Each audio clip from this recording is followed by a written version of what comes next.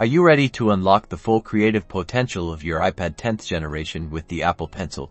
To begin, ensure you have an Apple Pencil 1st generation or USB-C and your iPad 10th generation. The first step involves physically attaching the pencil to your iPad. Notice that the iPad 10th generation has a magnetic attachment on the right side.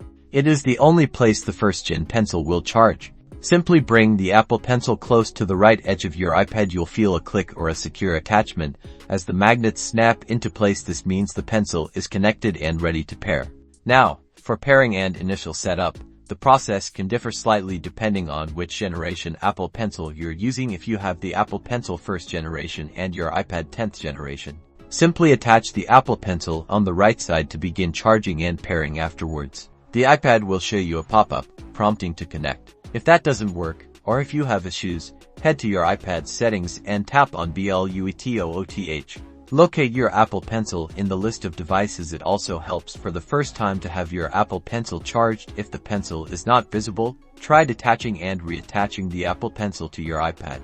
Once connected, test it out. Open an app like Notes or Procreate and try taking notes or sketching. You should be able to seamlessly interact with your iPad using the Apple Pencil. You should now find that you're ready to take notes, draw, and navigate your iPad with precision.